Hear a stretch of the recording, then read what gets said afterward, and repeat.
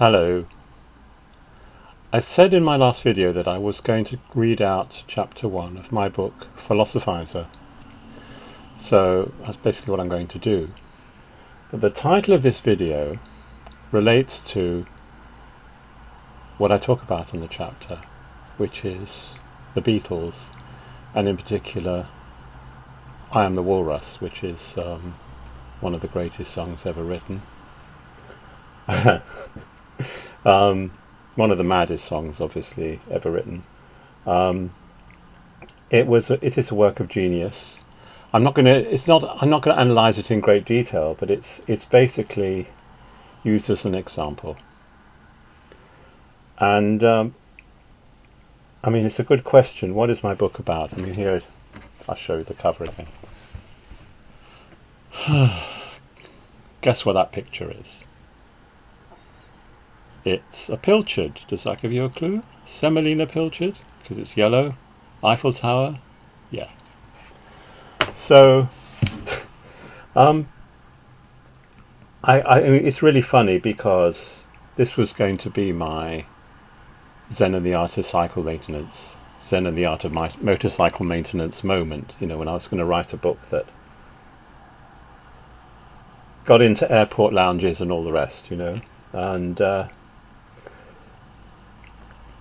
had very, very high hopes for the book until I actually started putting it together, and I realized this is just so idiosyncratic. This is just one. I mean, who's going to be interested?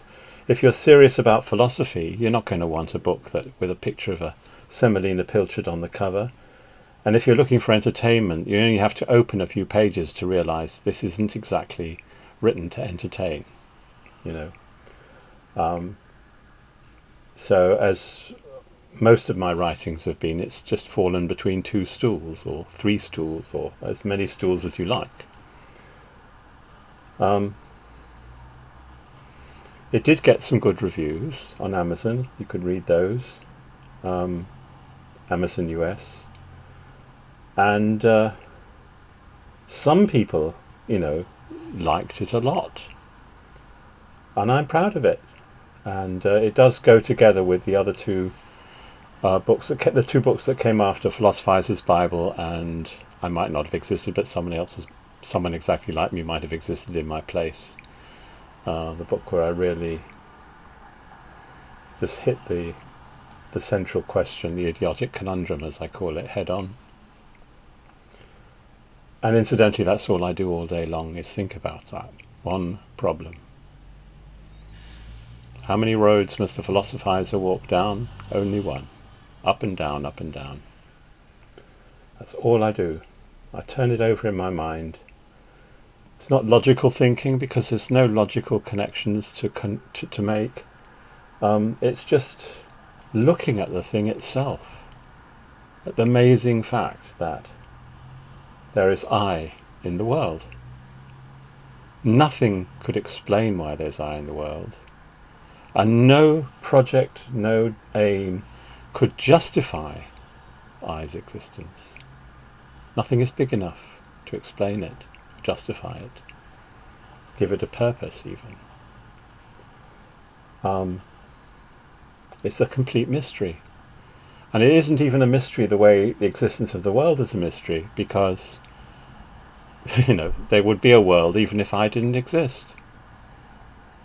And someone exactly like me making this video, etc., etc. I'm not going to go over all that again. So basically, the book is really about, I suppose, snapshots of my life over the last 40 years, my search. What is this like to be a philosophizer? What is this like to be me, I guess? There must be other philosophizers out there. Not very many. You've got a lot of philosophers, professional philosophers, who are, what can I say, arrogant sods, most of them. Look at us, how clever we are, preening themselves. But the only actual work they do is just minimal. It's tracing logical connections. It's doing nothing so far as the ultimate questions are concerned. And I've said that before, so I'm not going to repeat myself. Why not I just read the chapter? And it will give you a flavour of what this is, what I'm about, really. So yes, it's about writing as well, about the actual challenge of writing, what that means to someone who isn't really a writer, because I'm not.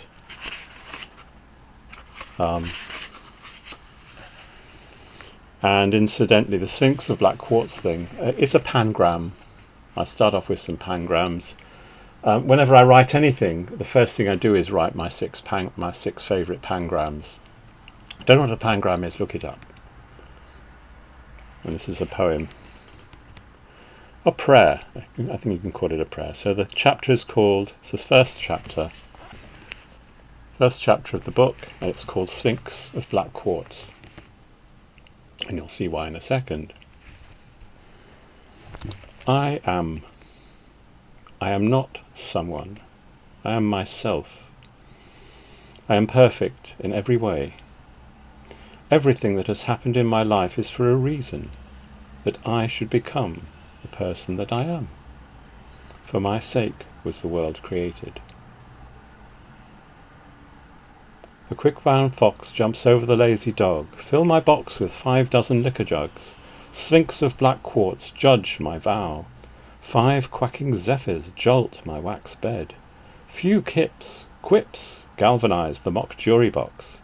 My faxed joke won a pager in the cable TV quiz show. At least I remember where the keys are. My typewriter is annoyingly imperfect. The primitive computer chip can only remember half a sentence before it overloads. Ribbons are difficult to obtain and run out after a few pages. The carriage return doesn't always go to a new line, so all the words end up mashed together on top of one another in a black sticky mess. At least it's quiet. All plastic. Runs on batteries. Nice smell too. Rubber and ozone. Ah, the 80s. Ah, paper. What will we do when all the trees have gone? A stupid question. We'll all be dead, of course. In the second decade of the 21st century, the Earth is in the process of being buried under mountains of scribble. Landfill sites stuffed with rotting newsprint chlorinating the soil. Bookshops with volumes piled high like cans of beans. Philosophers have made their fair contribution to the bean pile. Better not write at all. Writing destroys memory. Socrates knew that. It weakens the mind, making it reliant on an external prop, Plato says in the Phaedrus. In Ray Bradbury's Fahrenheit 451, people learn whole volumes off by heart to save the last remnants of the world's literature from the flames. An excellent idea. Let's ban writing and give all authors and would-be authors a brain wipe. Now, where was I? Tortured teenage mothers regurgitate scalded fetuses. Abyssinian road traders teach philosophy to injured scorpions. Crushed peppermint toy boys self-immolate in empty football arenas. Lobotomized authors dance on roller skates with crazed veterinary surgeons. That's better. From nonsense comes sense, and from sense, nonsense. Words lined up like Lego bricks. The order is immaterial. Each word names a thought. Red, white, blue, yellow, yes, no, life, death. Out of these comes the accumulated culture of the human race. All art is imitation, but the art of words is doubly so. Every word we use has been used countless times, like money, the medium of exchange. For every item there is a cash equivalent, and for every idea the word equivalent. Whereof one cannot speak, thereof one must remain silent, as Wittgenstein said. Words disgust me, more than words can say. I'd rather play my penny whistle or sing wordlessly. Words and money. Copywriters and pulp novelists paid so much per 100 words. You have to wash your hands before handling money. After handling money, my mother taught me. Now, a little story. Jaffa Cake? It must have taken a packet and a half to fill the immaculate plate of orange chocolate sponge biscuits with a name that in 1970 is on the cusp of being politically incorrect. I'm afraid to disturb the symmetry. No, I'm okay, thanks. I'm staring at the plate, at the Persian carpet, anywhere but at my host's anxious eyes. I wish I could put her mind at ease, but I say nothing. Why am I here? Over in the corner of the living room, the silver-haired woman's husband fidgets with one of those collapsible music stands that always seems to collapse when you want to use them. I notice with a pang of anticipation the music sheets held tightly under his arm. Can I help you with that, darling? I can never get these damn things to work. We should have asked Peter here, from downstairs. He's so helpful.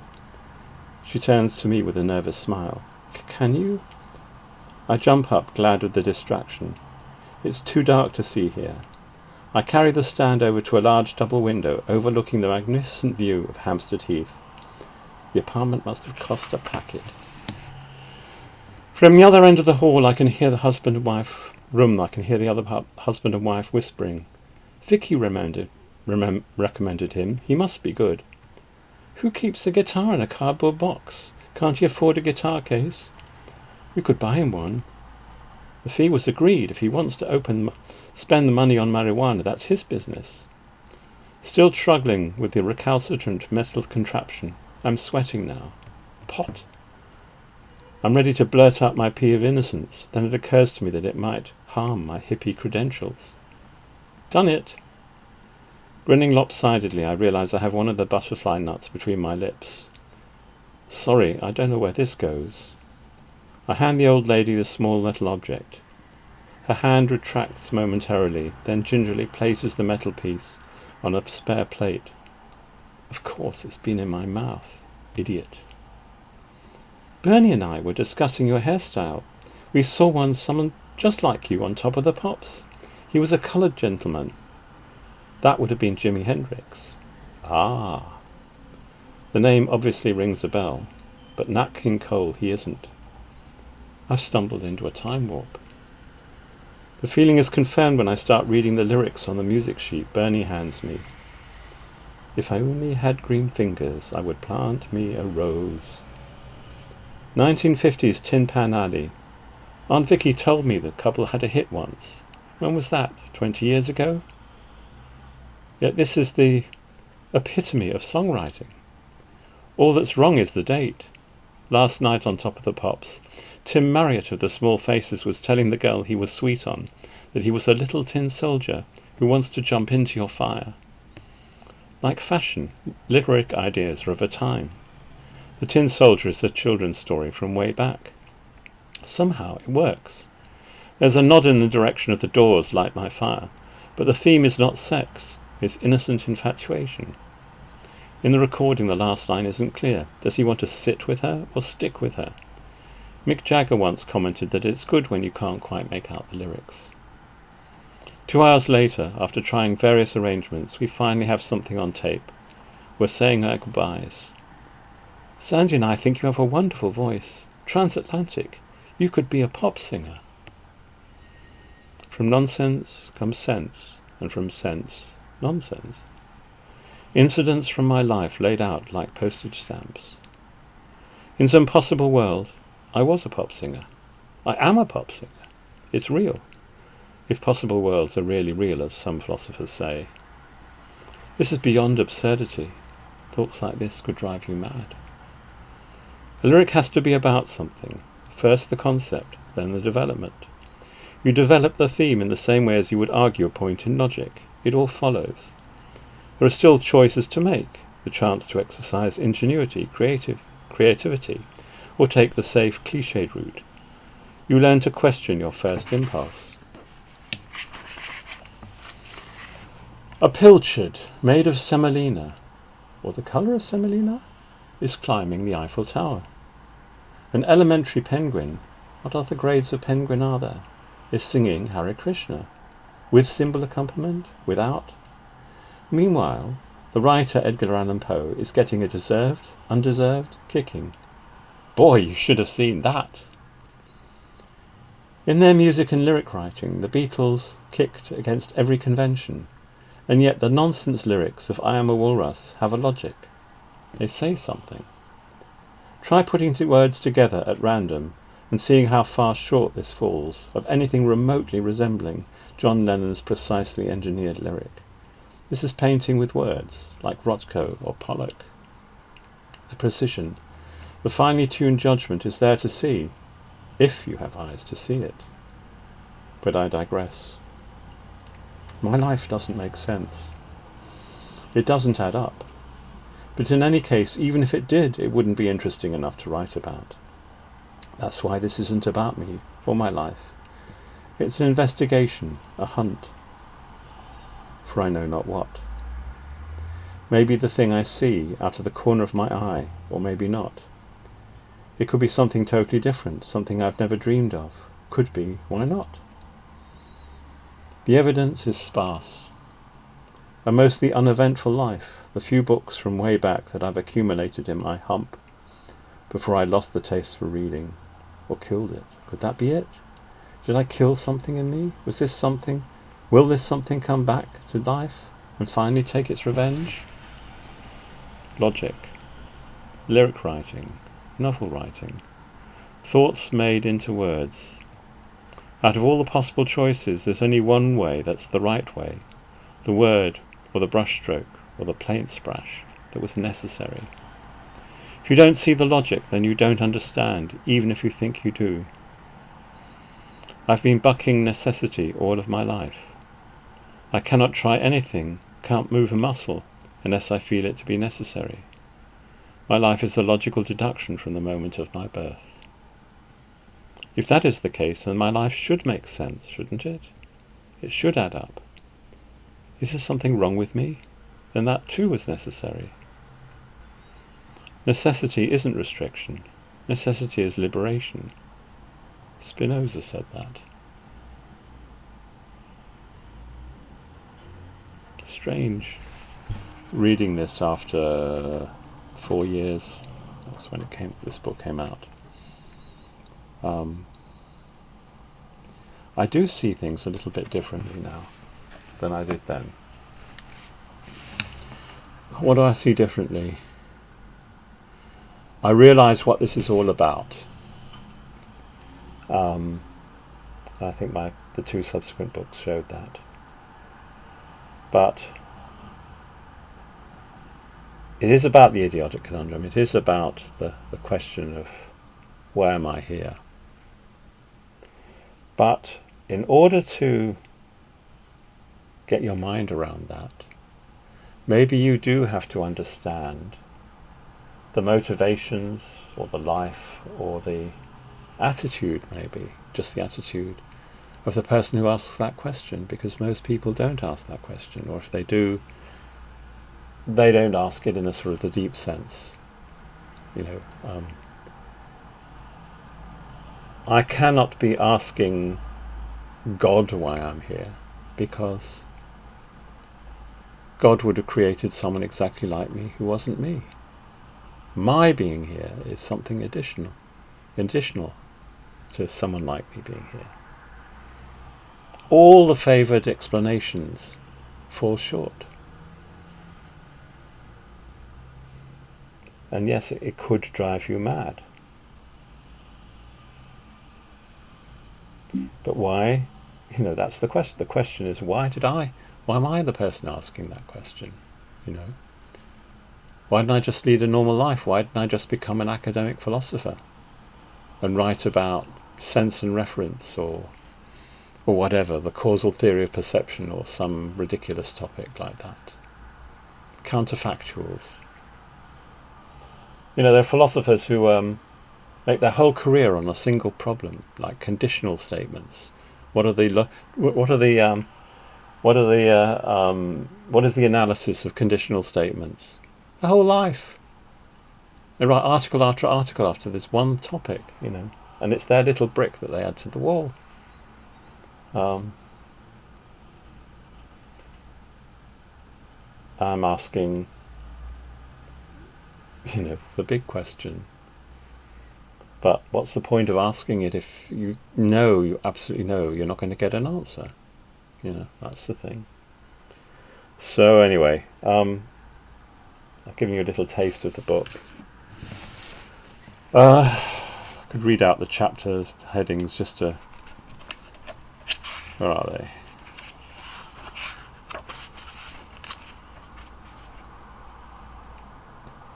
Sphinx of Black Quartz. I am awake.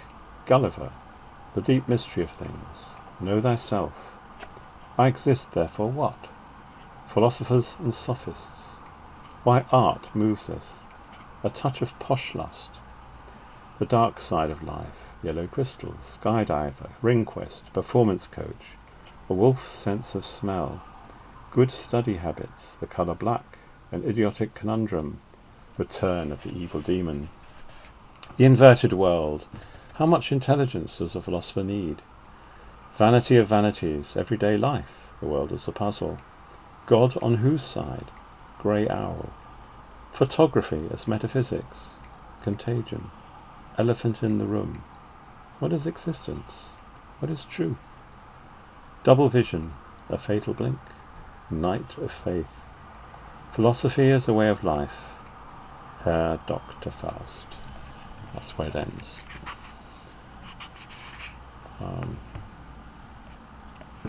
Anyway, what's going to be on the menu for next time? I'm not going to read the book out as I did. I'm with Philosophizer's Bible. I don't see. If you're that interested, buy the book. It's not that expensive, in Kindle or paperback. What I am going to do is talk about. It's probably something along the line of metaphysical facts. The idea that there are facts that are not empirical facts. There are ultimate facts. My existence is an ultimate fact. The fact that there are facts is an ultimate fact. It's a metaphysical fact. It's not a contingent fact. I haven't quite got my thoughts together on that. So watch this space. And that's all for today. Thank you. Bye.